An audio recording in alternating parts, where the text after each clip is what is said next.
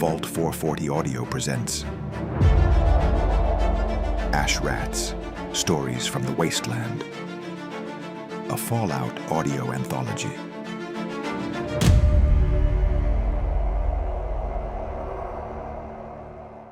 Episode 2, EVELYN The Assassin.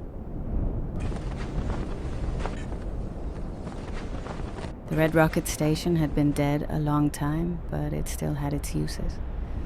Most folks passed it by, another ruin on the road. Paint blistered off the pumps, windows shot out, roof sagging like an old drunk. But I saw something different. The sign still clung on.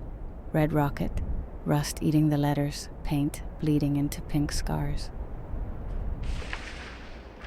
I'd wedged myself prone on the roof line, right in the crook between the red and the rocket. Faded cloth blending into faded paint, just another piece of the ruin flapping in the wind. You don't disappear by hiding, you disappear by belonging. Through the scope, the wasteland shrank to one place. A gunner stronghold a few hundred yards off. The old bus depot they'd fortified with scavenged metal. Guard towers, welds and banners, skulls and chems hanging limp in the dry wind. They thought they owned this stretch of road, thought they could bleed caravans dry and leave nothing but bones in the dust. That's where I come in. I don't take every job. Caps don't matter if you can't live with yourself. I don't kill farmers or scavvers trying to scratch a life out of the dirt. I don't gut people because someone's jealous or angry. I take jobs that clean up messes the wasteland needs gone. Parasites, tyrants, monsters in human skin. The gunners always qualify. I eased the scope up, seeing the camp in slices. A guard scratching at the gate, another gnawing on a Brahmin bone, two more shoving a poor settler around, laughing at his broken nose. The target inside the depot. A man named Gruber, marked by a deep X scar across his forehead. There he was, stepping into the crosshairs, armor straining across him, his skull shaved to stubble, the scar puckered and glinted like melted wax. That was him. Patience. Always patience. I checked the rifle again, running my fingers over the worn stock, and the barrel I'd tinkered with myself. Nothing fancy, just enough tweaks. What I added, what I left alone. Every part had a purpose, anything to make it lighter, quieter, more deadly. 2 empty cram tins sat in a neat row at my elbow, catching the sun. I'd finished the last one an hour ago, peeling the lid back slow, setting it beside the other, like markers of time. My little ritual, a patience clock. Gruber barked orders, his scar catching the light. Men scrambled, fear masquerading as loyalty. He laughed, kicked a man already on his knees, and then shot him in the head. That was enough. I pulled the red veil higher across my face. Raiders whispered about it. Gunners spat curses at the mention of it. The red veil. No name, no face. Just the scarf, the silence, and the bodies left behind. I settled the crosshairs and shallowed my breath.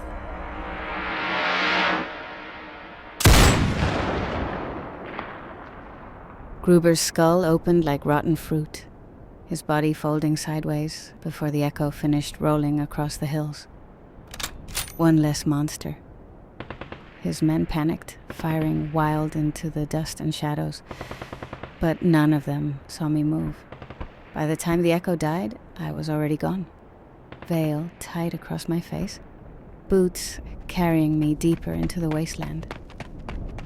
Another job finished. And just like a whisper in the wind, the red veil disappears. There are a million stories in the wasteland. This is one of them.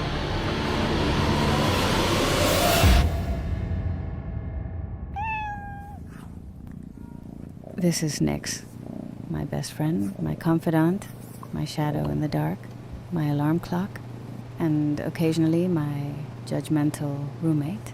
I spell it out for anyone who cares. N-Y-X, because it sounds cooler that way. She doesn't care about the spelling, of course. All she cares about is warmth, food, and a place to perch where she can see everything. Tail high, eyes bright, she prowls through the bunker like she owns the place, which, in a way, she does. I didn't find my bunker by looking for it. I followed a fusion core. It had slipped from my pack, and it tumbled downslope. I tracked it out of habit more than hope, watched it roll off a short cliff and vanish into shadow. When I climbed down after it, I found the cave. Just a narrow opening in the mountain's face. Easy to miss, unless you were already close. Covered by bushes and vines, I made my way in, and that's when I saw him. He was sprawled on the stone floor near the back of the cave, long dead, one hand stretched toward a metal door, set flush into the rock. A bunker door, hidden, reinforced. He hadn't made it. Judging by the way his fingers were curled, he'd been seconds away from safety when something finally took him down. Radiation, injury, exhaustion, didn't matter. The mountain didn't care. I checked him anyway. That was where I found the key card. The door opened clean once I had it. No alarms, no resistance. Inside was a full bunker. Pre-war bones, but lived in long after. Whoever that man was, he hadn't just found it. He'd kept it. Maybe others before him too. The systems were old but functional. Water recycling, air filtration, power routed through buried lines deeper in the mountain, a kitchen alcove, a patched bed tucked against the far wall, a bathroom that works because I made it work. The couch faces an old Radiation King television that I rewired to play old holotapes. All lost treasures from the wasteland.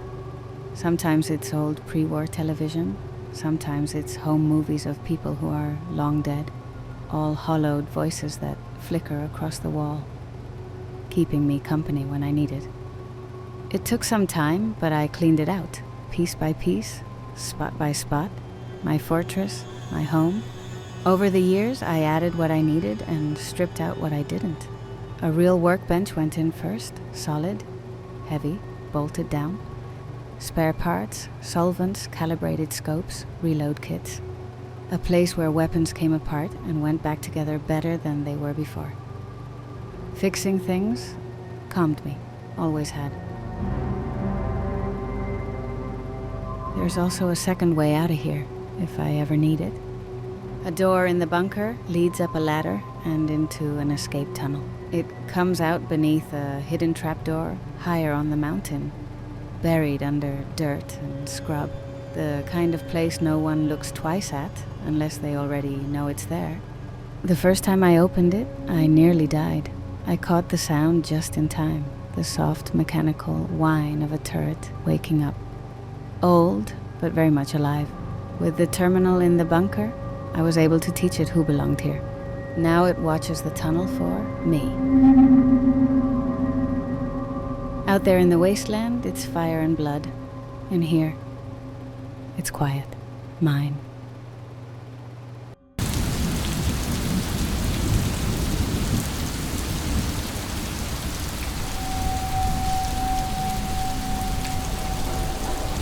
Night clung to the city like smoke.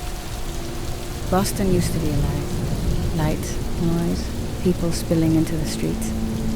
Now it's nothing but bones and echoes. I move through what's left of it, keeping to the shadows. Boots soft on broken asphalt. The skyline still stands in places, jagged teeth of glass and steel leaning against the sky. Fires burn in a few windows. Raiders, gunners, scavvers clinging to what's left. The air smells like rust, ozone, and the faint stench of rot carried up from the subway tunnels. I stick to the rooftops when I can. They're safer. Up high, you can see the threats before they see you.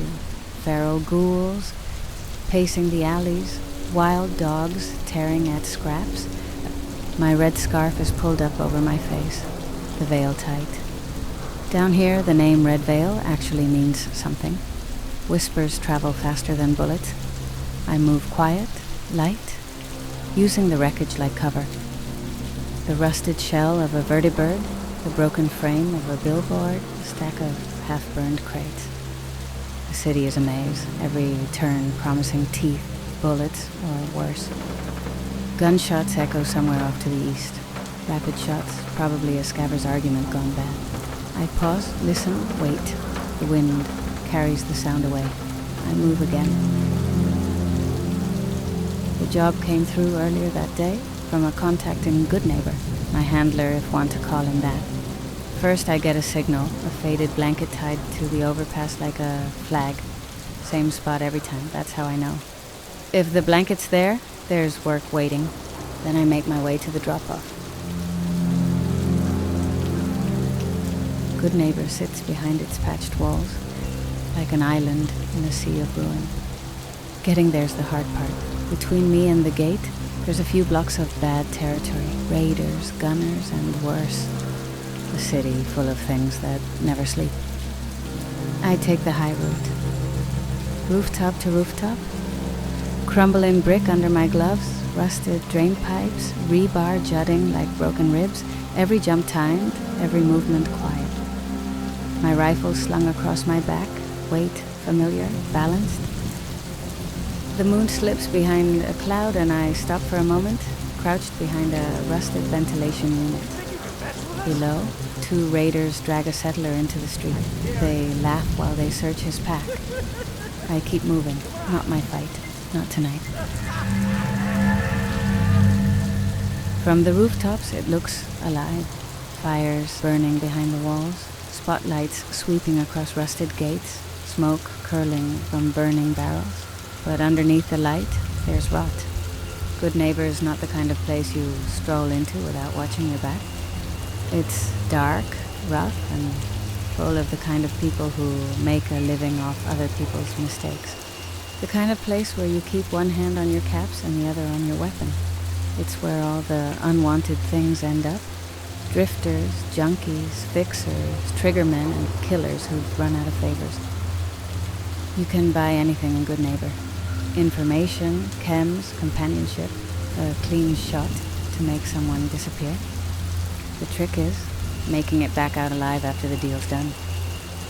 I slip off the rooftops and down onto an old fire escape, clinging to the side of a burned-out building. The metal groans under my weight, but holds.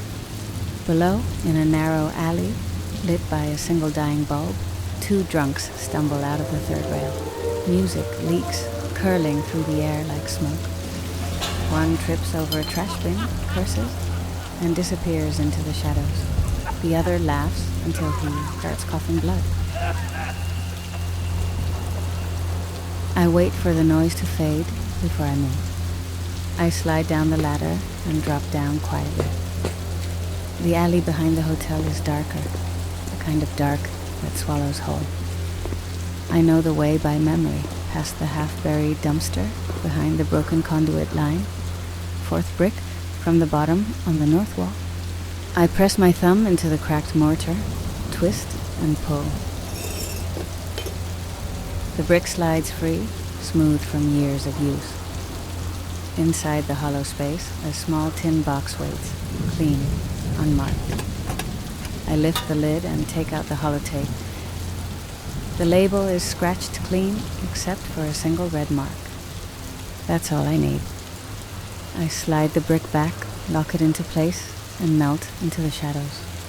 No words, no faces, no trail.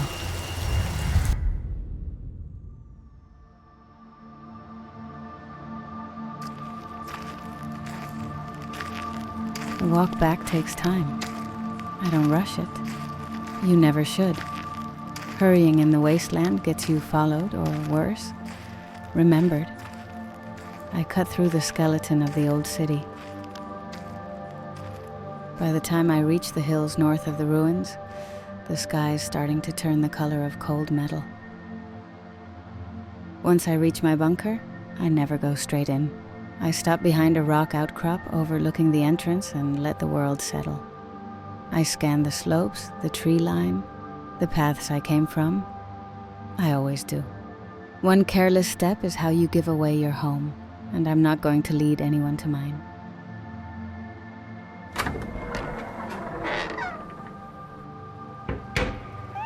Nyx greets me at the hatch, tail flicking, eyes wide, and silver in the low light. She circles my boots as I set my pack down, making that little sound, the one that means she's glad I made it back. I scratch her head and tell her she's the only one who ever worries about me. Inside, the bunker hums with the quiet of home. A low lamp burns on the table. My rifle rests on the bench, clean and waiting. The Radiation King hums faintly from across the room, a frozen image on the screen. Some pre-war family caught mid-laugh. I drop the holotape into the deck beside it and let the machine whir to life. Static fills the room, then a voice. Open contract. Target, Cade Mercer. We never trade names or faces, just bricks, holotapes, and instructions. No meetups in daylight, no signatures, no handshakes. Everything moves through drop spots and static. A clean exchange to keep both of us ghosts. Heavy set. Shaved head. Disciple skull tattoo on the right neck. Large scar and missing his left ear. Runs Old Hollow Quarry with 2 guard towers on the east and west rims. Work pits and holding pens on the floor. Supply shed and mounted heavy turret near the main gate. The holotape comes with the usual maps, schematics, and useful details to make my job easier. Force estimate 12 to 20 strong. Typical armament. Light autos, shotguns. Guard rotations every 20 to 30 minutes. East Ridge has a known blind spot behind a collapsed conveyor. Recommended infiltration approach for overwatch placement. Primary objective, remove Cade Mercer. Sniper option preferred. He makes predictable circuits of the compound at dawn and dusk, sometimes doing midnight checks on the pens. Wait for him on the ridge. Don't force the engagement. If compromised, North Service Tunnel is fallback. It's tight and risky, but it leads out beyond the usual patrol sweeps.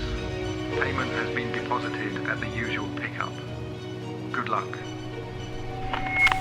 Everyone in the Commonwealth knows the name Cade Mercer, a name people spit out like bad taste.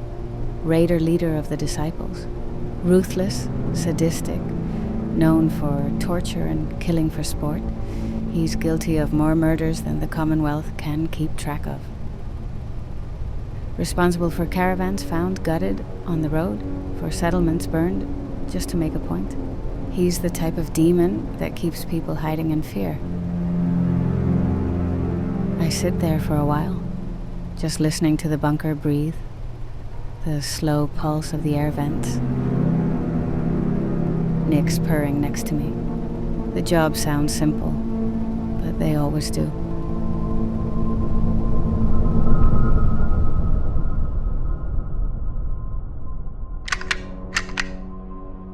I start breaking down the rifle on the workbench. Every piece has its place. I wipe the bore, oil the bolt, and slot the scope back into place. Rangefinders calibrated to the last half-inch. I trust it more than most people. Next comes the sidearm. Silenced, balanced, worn smooth from use. Then the pack, rations, water, 2 mags, medkit, recon lenses, and a rolled tarp. Nyx watches from the couch, tail flicking slow, eyes half-lidded. She knows the ritual by now. The quarry's a couple days out, 2, maybe 3, depending on what waits between. The map's more suggestion than truth. Most roads are gone or claimed. Between here and there, it's a mutant territory, feral packs, and enough open ground to get yourself killed twice before you hit cover. I've made worse trips, but not many. When the pack's cinched and the rifle's strapped, I kill the lamp and crack the hatch.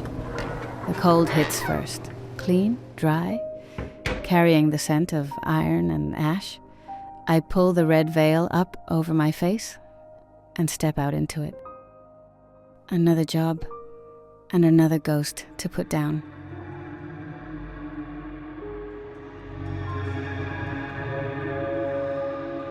The first day is stencil sky and broken highway. I pick my route by what's not there. I avoid the main roads, skirt the ruined rail lines, and move through alleys and the skeletons of malls where shadows still cling. The city's bones are all the map I need. A toppled billboard, a church steeple leaning like a broken tooth, an overpass that looked like a cracked rib cage against the sky. All markers to me. You learn to read the world in the wasteland. Tracks in the dirt tell you what has passed. Human prints, boot treads, dog pads, the drag marks of something that didn't move willingly. I follow patterns. I avoid them when they look like trouble. The weather is a trick. Cold in the mornings, heat like a furnace by noon. I move early and late. I sleep in the shadows when the sun is high.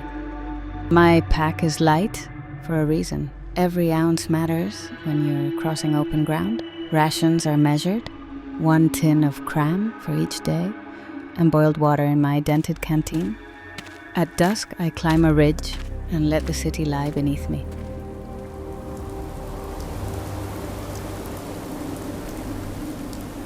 Sunrise found me already moving. By midday, I'd reached the quarry, the sky still dark and wet, just as I crested the ridge. Rain isn't ideal for a clean shot, but it's good for everything else. Softens the world, blurs shapes, masks footsteps and breath. From the far side, I spotted a decent perch tucked against a spine of rock. Good sightline, good back cover. I slipped down the slope, letting the rainfall hide my approach. I settle onto an outcrop halfway down the cliff face, a narrow shelf of stone tucked beneath the twisting roots of a dead white oak. The tree leans just enough to drape me in its shadow. There's a tangle of scrub growth that hides everything the tree doesn't. From below, I'm just another lump of rock and branches.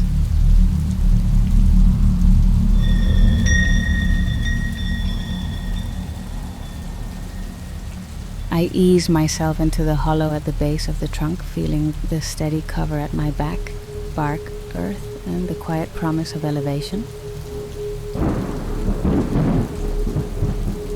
This is the part of the job no one talks about, the waiting, hours, sometimes days. You don't force a target to show, you let the world turn until they walk into your scope. Time to settle in. The rifle gets a fresh 0, wind, distance, a few minor clicks and adjustments until the sight picture feels like an extension of my own breath. Now comes the ritual of patience.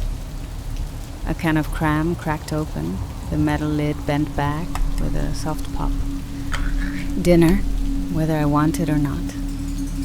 The night watch begins, and I let the stillness wrap around me as the quarry below churns with movement and noise. Through the scope, the world sharpens. Raiders move in erratic lines, laughing, shouting, arguing. The disciples, you can tell who they are before you ever see the marks. Bone jewelry, paint scrawled in patterns across their faces, blades on every piece of clothing. They wear cruelty like a uniform. Most raider bands kill for sport.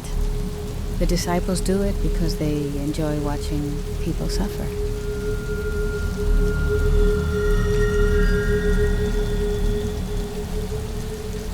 I scan past the tower. A guard is there, but distracted. I swipe past the center of the quarry yard and see a man hung from an old crane by his wrists. His boots a few feet off the ground, swaying every time the wind pushed him. His head lolled forward, barely holding itself up. Raiders stood around him, laughing, taking turns shoving him like he was a game.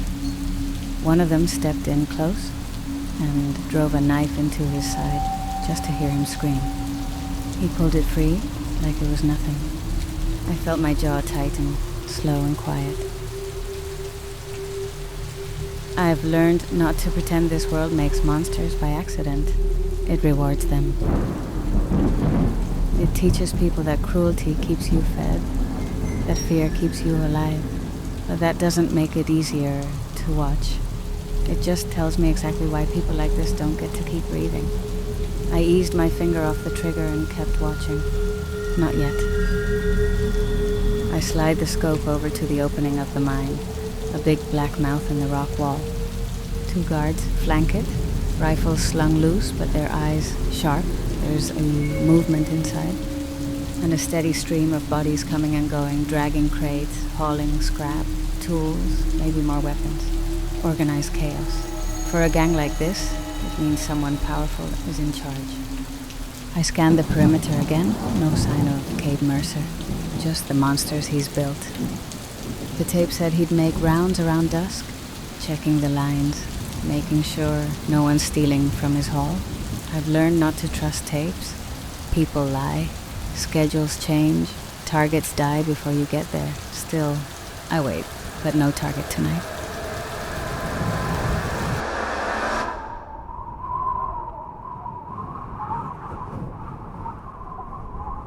The sun rises above the distant ridge, lighting the quarry pit with an orange glow. I brought the rifle up again and swept the quarry slow. Early hour. Most of them were still inside the mine, sleeping off whatever they'd burned or drunk the night before. The crane was still there. The man wasn't moving anymore. He hung slack in the chains, head tipped too far forward. His weight, pulling at shoulders that had already given up sometime before dawn.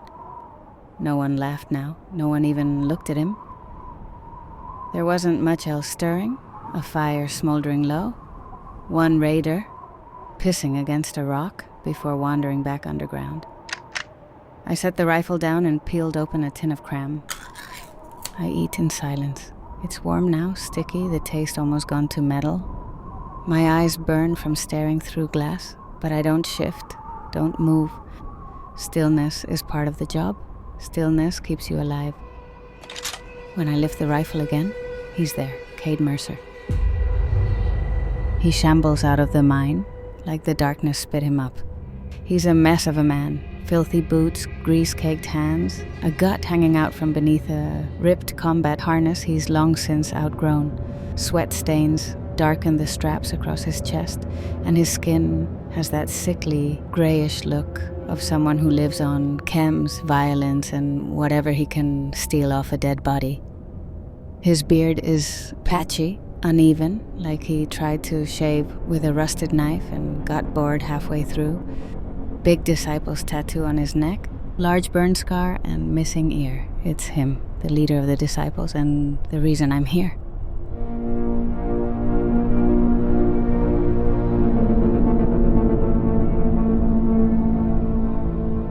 Even from this distance, I can see the way he moves. Lazy swagger, mean grin, like the world belongs to him, and he's proud of what he does. I settle deeper into the notch between rock and roots, rifle tucked into my shoulder. My heart doesn't race. It never does. I start to exhale, easing into the trigger, when a tattered disciple's banner flaps right across my sightline, slapped sideways by the wind. Just for a second, but long enough. I lose him, I bite back a curse, shift half an inch. He steps back into view, but now he's not alone. He's dragging 2 kids by chains locked around their necks. Small, dirty, screaming against the gagging pull of metal. One stumbles, falls hard. Cade doesn't stop, just yanks harder, laughing like it's a show. A few nearby disciples whoop and holler, pointing like it's entertainment. My stomach turns. I adjust the scope again, center it on the space between his eyes. One squeeze, and this ends. But I hesitate. Reality punches through the rage. This is the job, I remind myself. 1 bullet, 1 tyrant, credits in hand, walk away. But the kids are choking, crying, and something ugly and familiar stirs in my chest. A memory I never invite, but that comes anyway. Me, years ago, small and helpless in the hands of worse men. Someone risking everything to pull me out. Someone who didn't walk away. I exhale slow, set the rifle down. I run through the scenario in my head. Easy shot at this distance. But then what? 15, maybe 20 disciples down there. Maybe more, who knows how many inside the mine. The second the rifle cracks, every one of them will be hunting. The kids, they'll be the first ones to pay for it. But the plan is the plan. Always has been. One shot, in and out. No noise, no risk, no improvisation. That's how you stay alive. That's how you make it to the next sunrise. I exhale, slow, set the rifle down. I watch him shove the kids around, yell some orders to others around him, and then drag the kids back into the mouth of the mine. The wind shifts again, blowing dust across the lens. The shot will have to wait. For now, the mission isn't the kill. It's the rescue.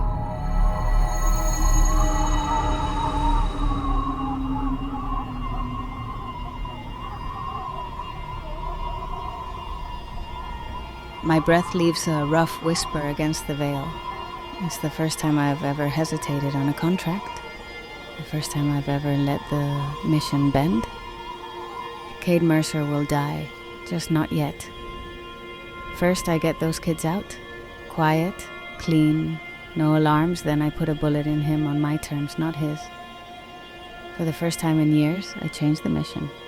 I reach into my pack, fingertips practiced, finding the tools that speak in whispers instead of thunder. First, the long blade, blackened steel, honed to a predatory edge, quiet as a thought. Next, the knuckles, heavy, cold, a last resort tucked against my palm. Finally, the silenced pistol, small, smooth, quiet enough that only the target ever hears it, and only for a moment.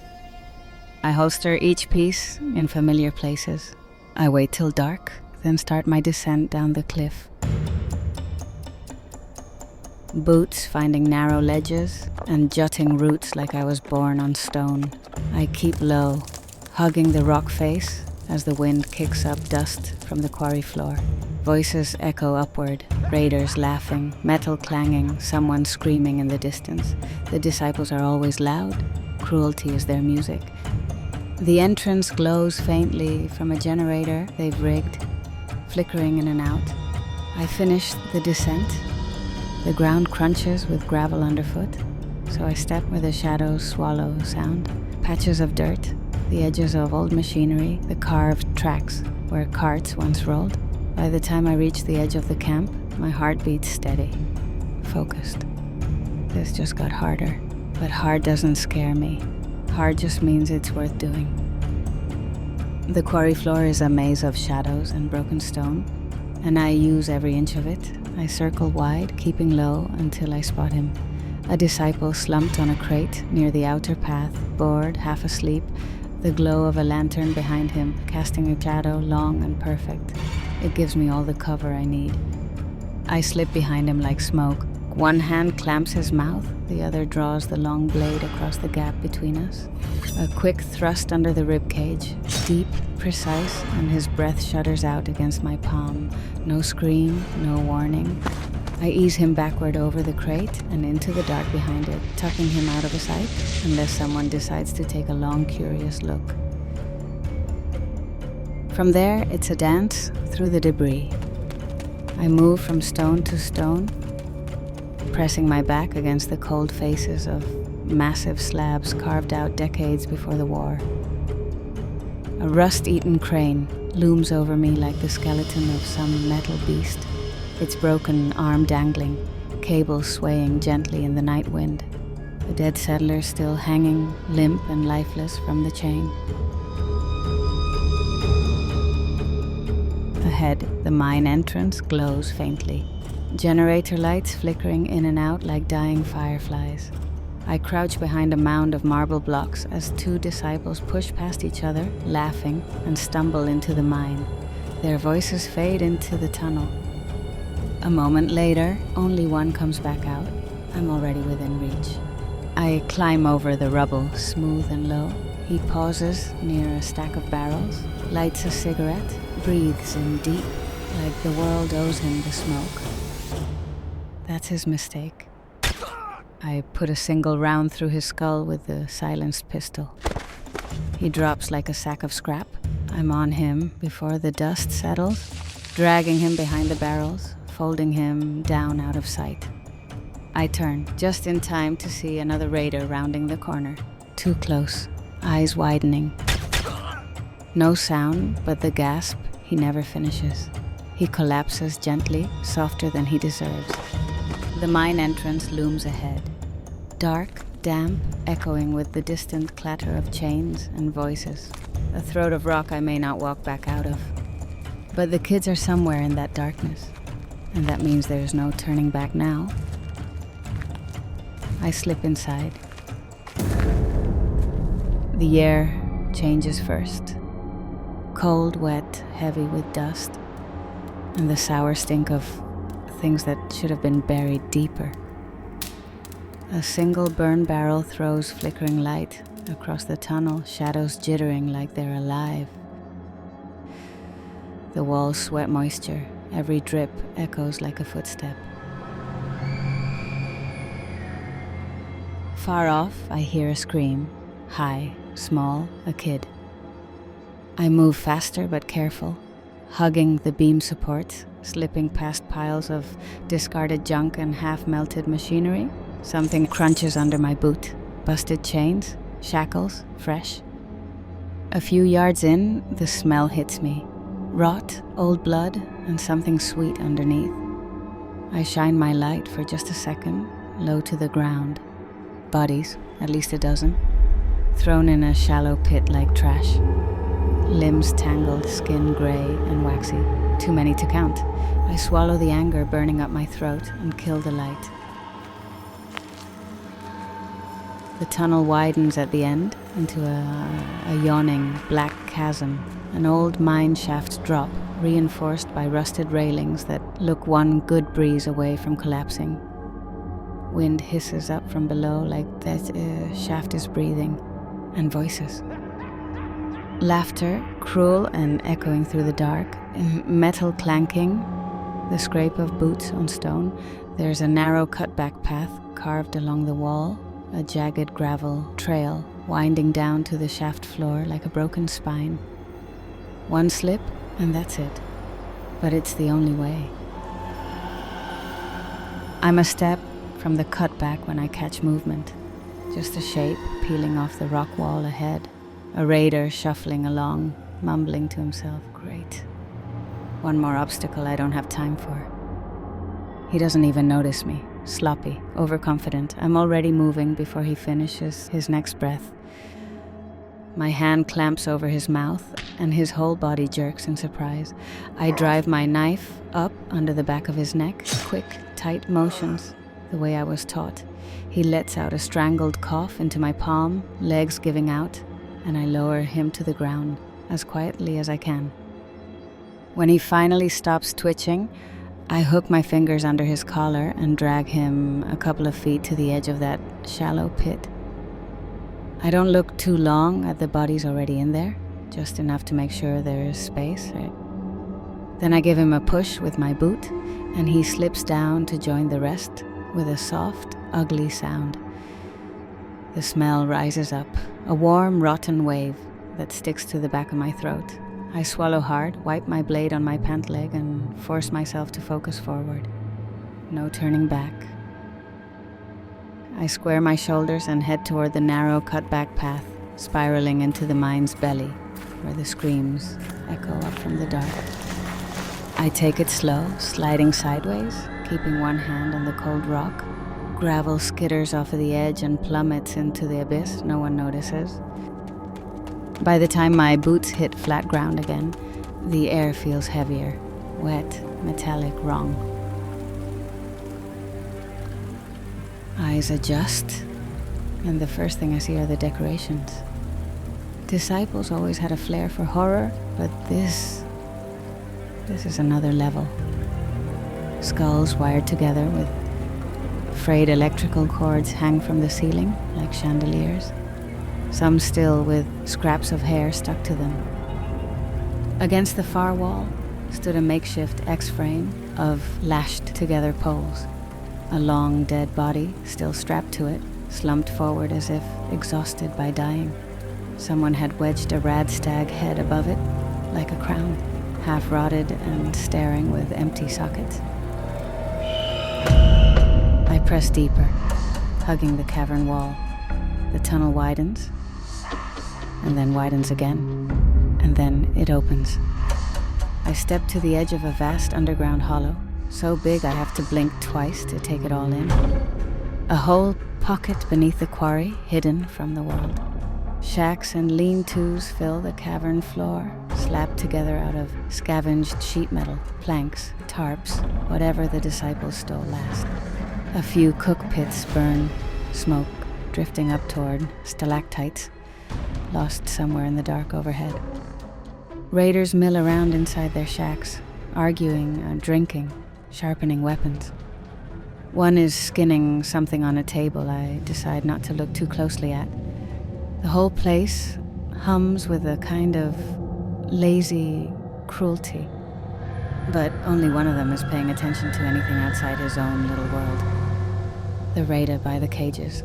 Scared, huh? His back is turned toward the rest of the cavern, posture tense with amusement as he drags a bat along the bars, pausing just long enough to hear whichever kid inside can't hold back the next scream. This ain't a charity. I freeze behind a stack of old mine carts, heart thumping slow and hard. This cavern, it's bigger than I thought. More bodies. More chaos if I screw this up. But those kids don't have time for me to rethink anything. I stay low behind the mine carts, breath controlled, heartbeat steady. Down here, patience is survival. Rushing gets you dead, and gets those kids dead faster. I study the cavern, mapping every miserable detail. The closest shack is too close to the cage. A disciple inside is hammering armor, each metallic strike ringing through the stone. Good for masking my noise. Terrible if he happens to look up at the wrong moment. Old mining equipment, rusted conveyors, broken ore bins, a busted drill head, casts enough shadows for me to disappear between, but not enough to guarantee a clean knife approach. If that raider at the cage turned at the wrong second, the whole place would light up with gunfire. I watch him make his slow circles around the cage, dragging his bat along the bars, just to hear the kids flinch. Every time he passes the far side, he turns his back to me and stands right in front of a knot of barrels and crates, 2 steps into a perfect blind spot. If he goes down there, no one's seeing him until they're right on top of him. My gaze shifts to the left. Fuel cells, rusted gas cans, crates with old explosive warnings faded into the wood. They could be empty, or they could turn this whole cavern into raining rubble if things go sideways. Good to remember. A flicker of movement draws my eye. The smaller kid in the cage. She's spotted me. Terrified, trembling, ready to scream. I bring a finger to my lips and give the slightest shake of my head. She clamps her mouth shut and nods, eyes huge. Smart kid. Brave kid. The raider starts his lazy rotation again. Hammer ringing behind me, steady as a heartbeat. Bat scraping. A low, ugly laugh. When he turns his back and steps into that perfect pocket, everything aligns. The hammer on the armor clangs. I ease the silenced pistol up, steady, smooth. No hesitation. No noise, but my own breath. The raider drops instantly, slack as a cut rope, vanishing behind the barrels exactly where I needed him to fall. Not a single head turns. Just another sound buried in the chaos. I'm already moving, from shadow to shadow, until I reach the cage. The kids pull back at first, half-starved, half feral with fear. But hope flickers when they see me crouched there. The lock is barely a lock at all, just a broken clasp wrapped in twisted wire. Typical disciples. No need for real security when your prisoners can barely stand. I slide my knife between the loops, twist slow until the wire unwinds, with a soft metallic sigh. The cage door gives just enough. I guide it open and motion for them to stay close, stay silent.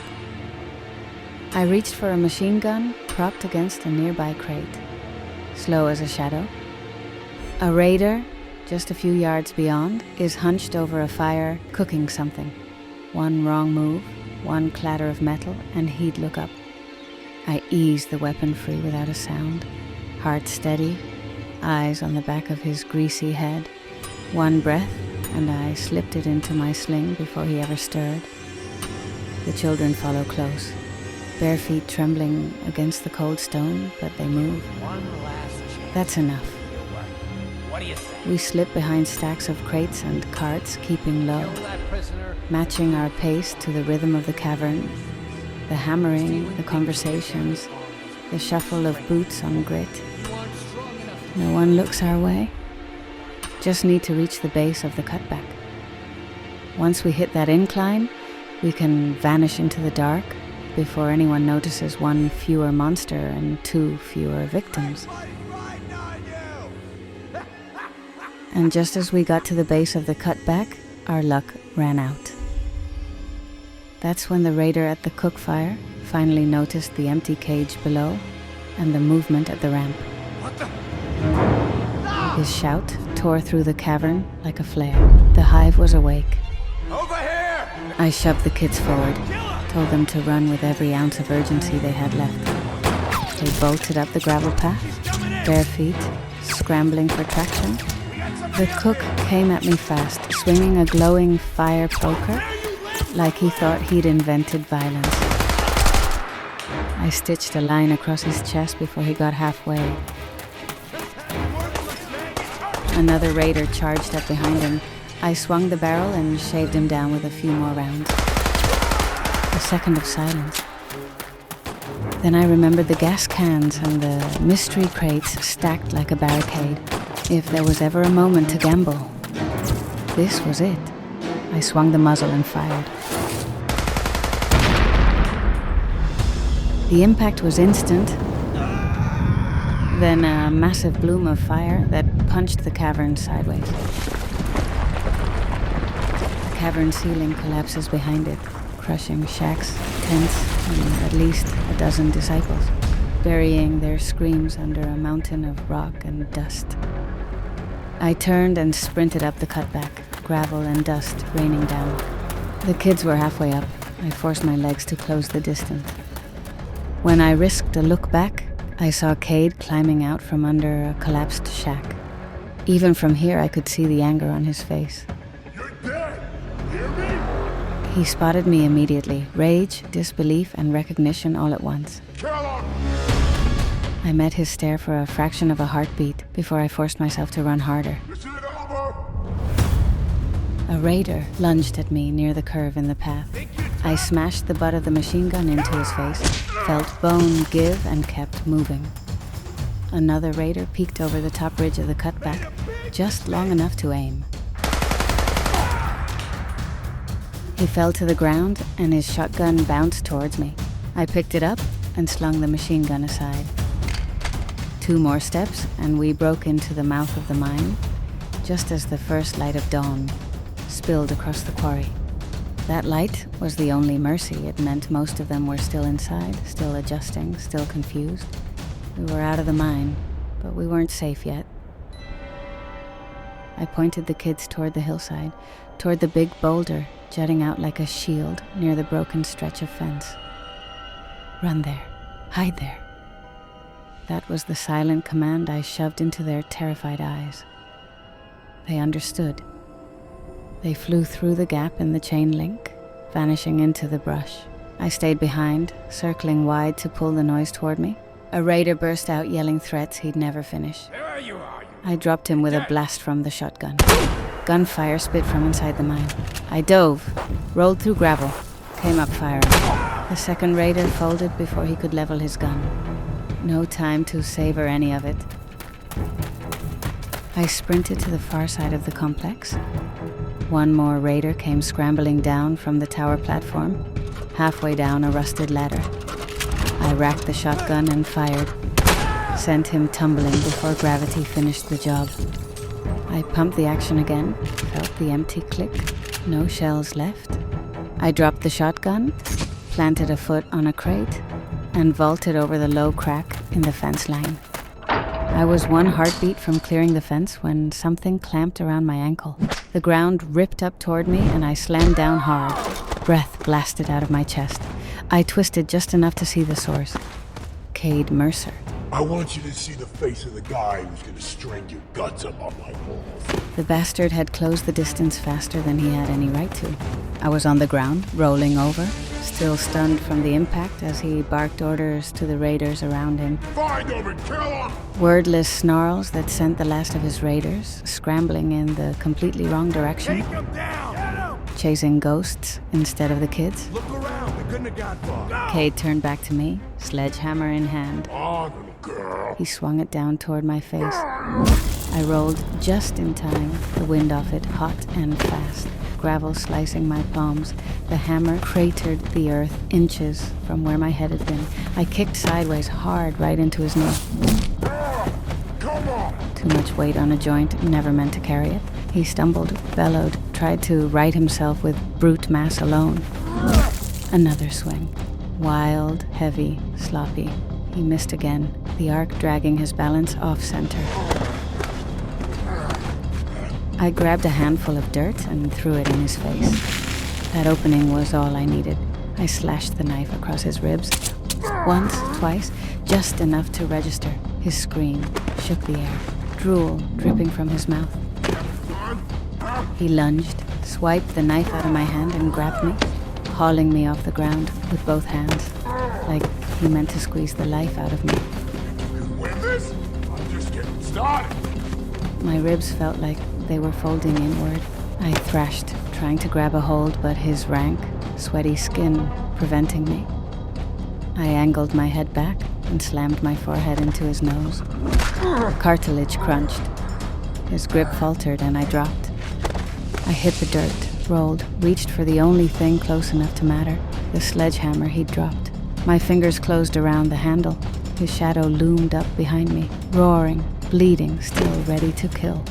I swung low and hard to his chest with the flat side of the hammer. The impact knocked him backward into the dirt, gasping, stunned. Before he could recover, I stepped forward and punched the end of the hammer into his face. Not enough to kill, just enough to make his world go black.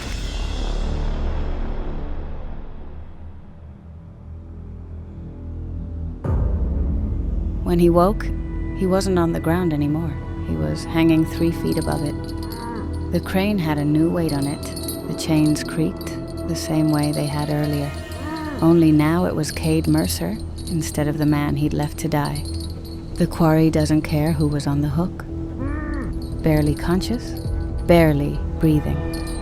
Arms stretched high, legs kicking uselessly. And just to make sure he stayed silent, I jammed a grenade between his teeth, big enough to keep his jaw wedged open. Pin still in, of course. I'm not reckless. Well, not that reckless. I had other plans. I left him there thrashing, choking on panic, eyes bulging as he realized exactly how bad his day had become. By the time I reached my sniper perch again, dawn had fully claimed the quarry. I slung my rifle over my shoulder and made my way down to a clump of rocks about 40 yards from Cade. And just like flies drawn to something dead and stinking, a couple of his raiders come hurrying back, crowding around him, trying to help, tugging at the chain, shouting at him.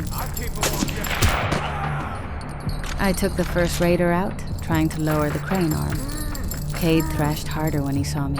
Even at this distance, I watched recognition hit him like a hammer to the spine. Red veil down, scope up, breath steady. My next shot took took out the one tugging at his chain. Cade squirmed from his chain as the third raider ran for the mine entrance. I dropped him mid-pace, landing face first in the dirt, skidding to a dead stop.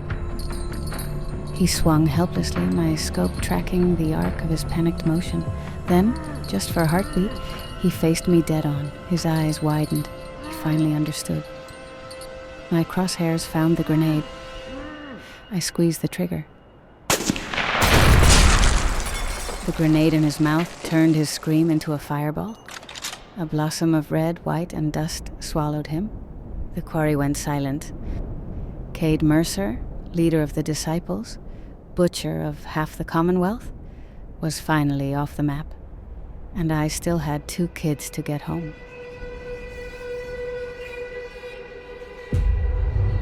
I found them right where I told them to hide, tucked under a low, scraggly shrub, 2 little shapes curled in on themselves, trying their best to disappear.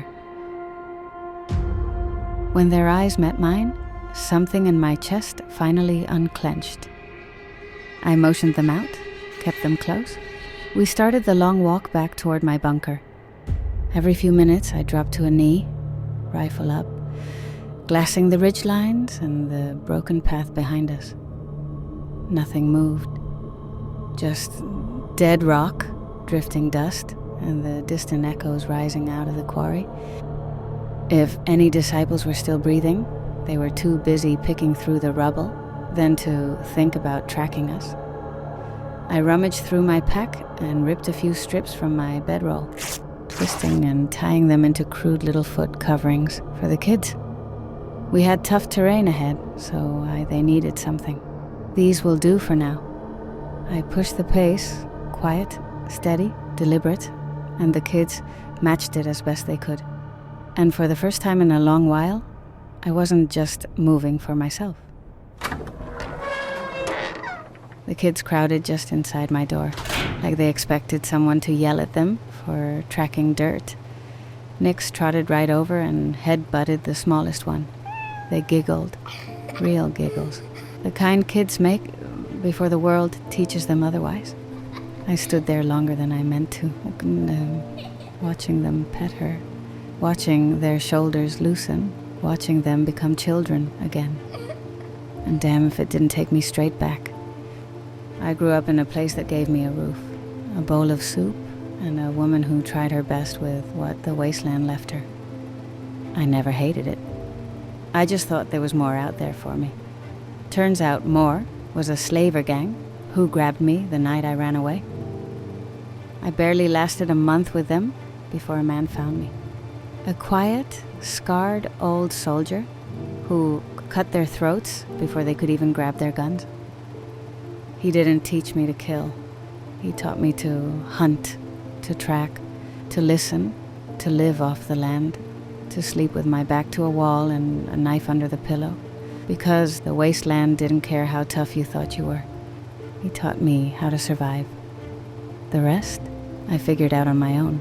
Not choices he would have liked, but choices that kept me breathing. The kids curled up with my cat like they belonged there. I let them eat what I had, let them wash the soot off their faces. I slept nearby in a chair, making sure we were safe. Also, just in case someone tried to sneak out, like I once did. At first light, I would walk them to the only place that made sense.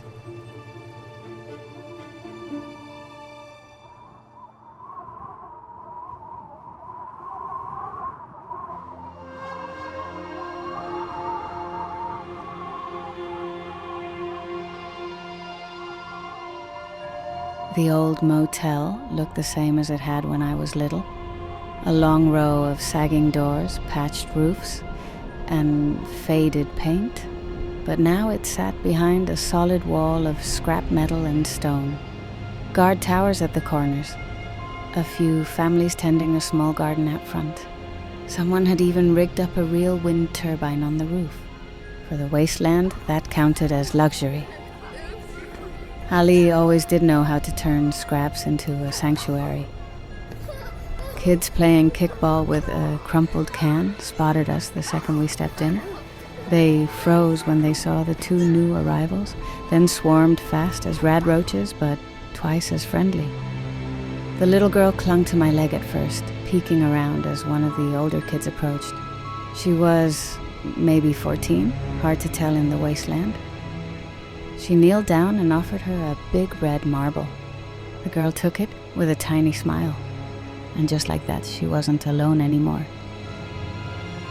That was Hallie's magic, always had been. Place is still standing, I muttered under my breath, more to myself than anyone. Safe walls, watchful eyes, noise, but the harmless kind, laughter, chores, the murmur of people who weren't afraid. A place the raiders didn't bother with because Hallie paid her guards well. She didn't advertise her existence, not a fortress, just a haven. A haven for kids with no parents, no family, no bloodline. The kind of place the wasteland didn't get many of. Hallie opened the front office door, once the motel manager's room. Her hair was more grey now, but her posture was the same. Straight, steady, as if she could hold the whole damn world up on backbone alone. She leaned in a bit closer. Oh, my heavens. And spoke my name in disbelief. Evelyn, is that you, darling? She said it softly, like she was afraid she might scare me away. I nodded once. No point pretending she hadn't already recognized me. Her eyes glossed, and she pulled me into a hug. I didn't know how to handle it. Felt like being wrapped in a memory I'd left behind too long ago. And who do we have here? Hallie said this was the safest place for them, and I nodded. I told her I remembered.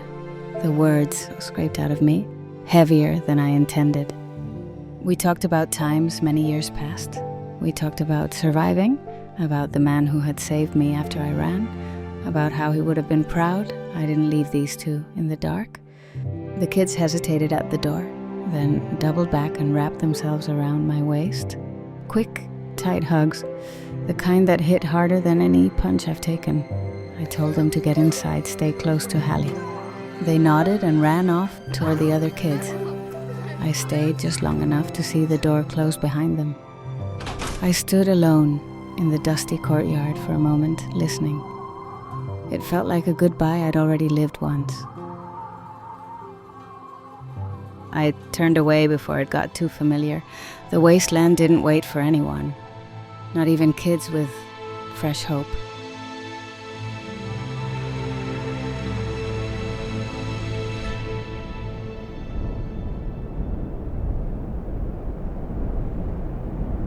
By the time I put the settlement walls behind me, the sky had dipped into that dull violet.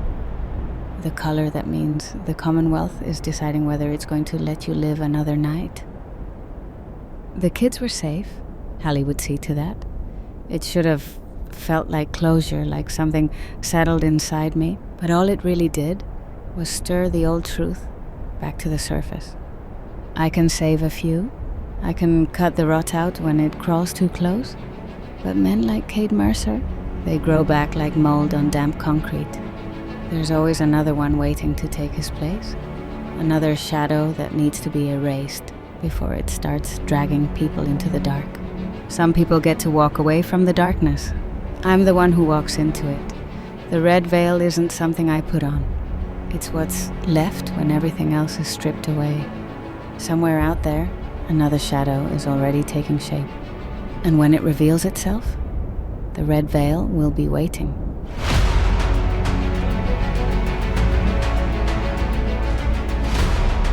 Every mile leaves a story behind, and every mile brings a new one near. Return soon. Another wanderer is waiting to be heard.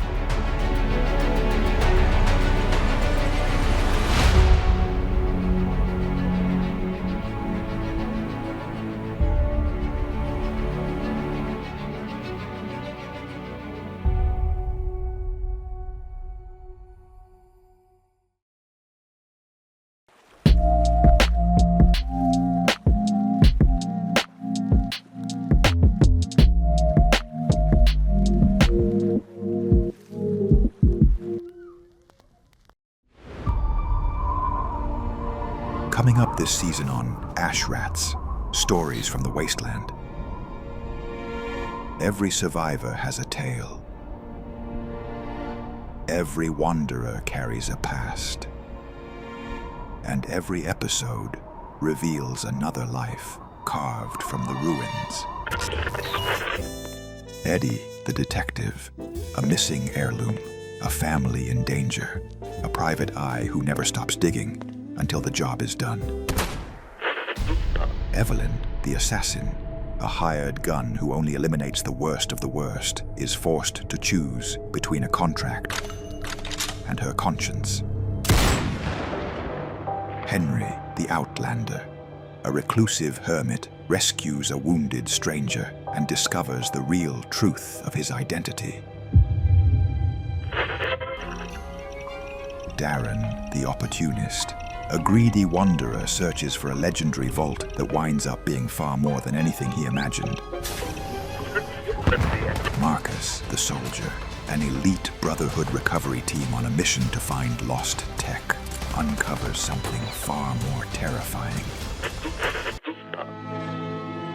Veronica, the scavenger, a gentle forager who gathers the stories the dead left behind, discovers a new companion and a journey she never expected. Grimjaw, the raider, a ruthless clan chief and his men become the hunted by something relentless and out for blood.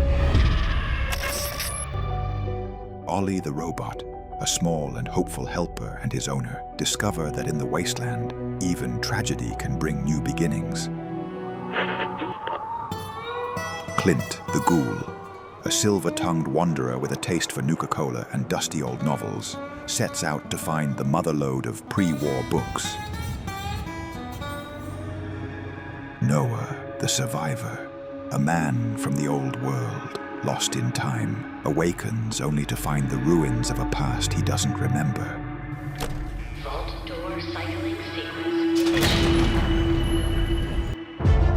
Dark mysteries, violent clashes, heartfelt journeys, twisted secrets, hope where you'd least expect it.